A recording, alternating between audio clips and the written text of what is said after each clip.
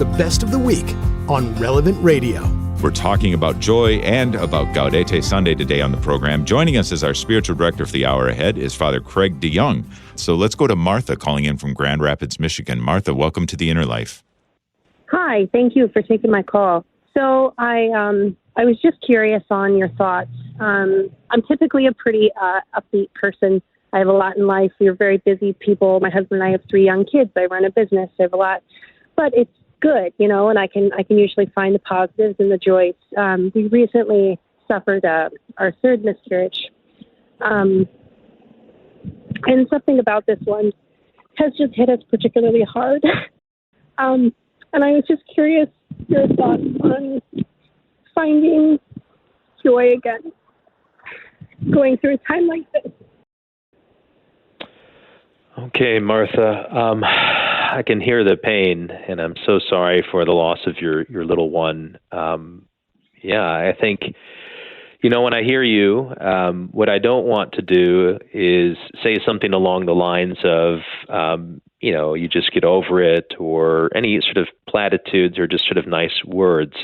I think the beauty of our faith is that we can embrace the truth of things that are truly awful, and the loss of a child is truly awful, and it is painful, and we can acknowledge that without sort of having to pretend.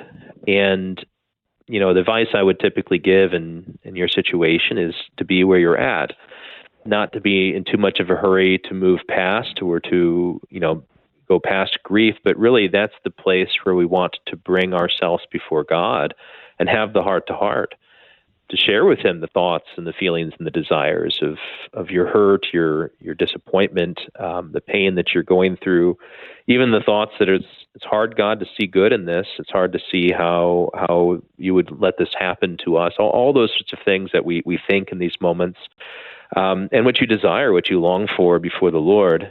And then we let the mysteries of God speak.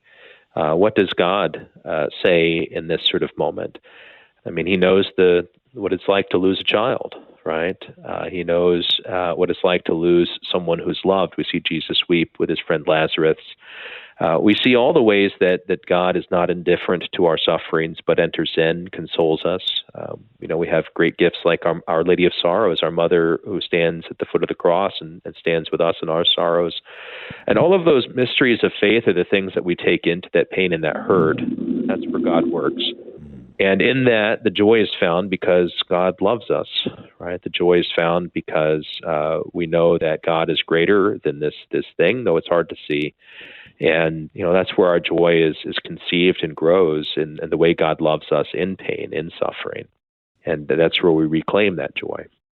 Martha, thank you so much for calling in and sharing with us that your pain and your suffering, and I think it serves as an excellent example, as especially this time of the year, it seems like many people are grieving, many people are suffering. There's losses that take place, and they're most keenly felt perhaps in this holiday time of the year. So thank you for sharing with that. And Father, just in response to that and continuing to talk about that, one of the things in your response I was thinking is that, well, you said don't go past the grief, or don't kind of, skip along the surface of the grief, but you're actually, it seems, inviting Martha and all of us who suffer at this time of year actually into and to experience the grief. And I guess my question is, it sounds paradoxical, but it sounds like one of those divine paradoxes, right? And that actually moving more deeply into grief actually helps us move deeper into joy.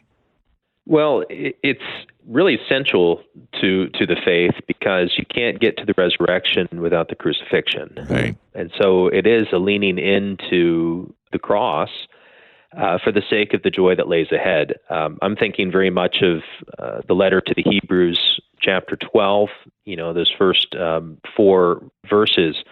It says, "Therefore, since we are surrounded by so great a cloud of witnesses, let us rid ourselves of every burden and sin that clings to us, and persevere in running the race that lies before us, while keeping our eyes fixed on Jesus, the leader and perfecter of faith.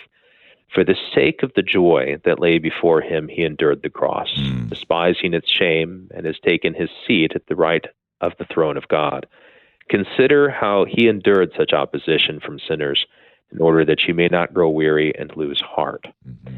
Thinking about those words of the author to the letter of the Hebrews, I think that's how we endure. We recognize, I think, this great cloud of witnesses, those who have gone through suffering before and endured in faith and turned to the Lord, have come out the other side, and we call them saints now. Mm-hmm. That we seek to persevere in running the race that lies before us with eyes fixed on Jesus, and to do it as he did it, that he was able to endure the sufferings for the sake of the joy that lay before him. The joy is both in recognizing the goodness of God, but it's also in anticipation of our participation in it. So even if this moment it doesn't feel like we were participating in that joy, we know that enduring and keeping the commands of Christ and holding close to him and embracing the cross, that joy will come, mm-hmm. right? That joy lays ahead of us.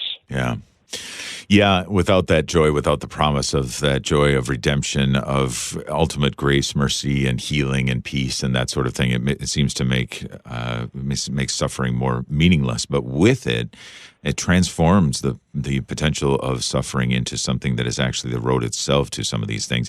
But one of the things that I see, Father, that actually it fights against is maybe a more natural or societal or cultural instinct to put grief and such things to the side, because we've mistaken joy with some sort of comfort or good feelings or something like that. But joy seems to be something much deeper than that. Yeah, it has a lot to do with sentiment, with emotions, and how we treat emotions in general. And I think what we do is we moralize them. We say they're good or they're bad.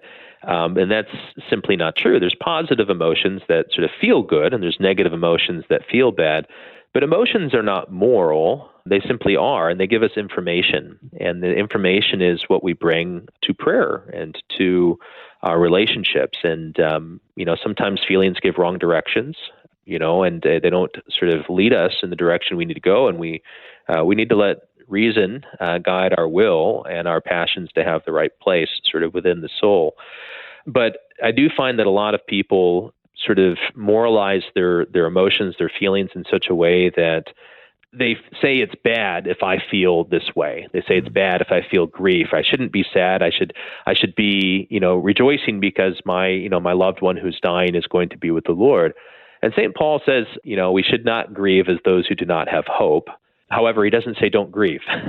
Yeah. We even see Jesus himself weep at the death of Lazarus, even the moment before he's about to resurrect him. He knows that the resurrection is coming. We see the grief of Mary and Martha, and how one comes out and one stays home. But there's a sense that people push down emotions all the time, and the Lord wants all of you, not just part of you. He doesn't just want the good part, so to speak. He wants everything. And so we're free in our faith to bring our emotions, our feelings before God without a sort of, moralizing of the feelings, and simply say, I'm angry right now. I'm sad. I'm upset. I feel numb. I feel, like everything's not going to work out, Lord. And then we let the Lord speak. What do you want to say to that, God? He says, be still and know that I'm the Lord. He says, know that I love you. I'm with you, that I'm not going to abandon you, that you're my girl, you're my boy.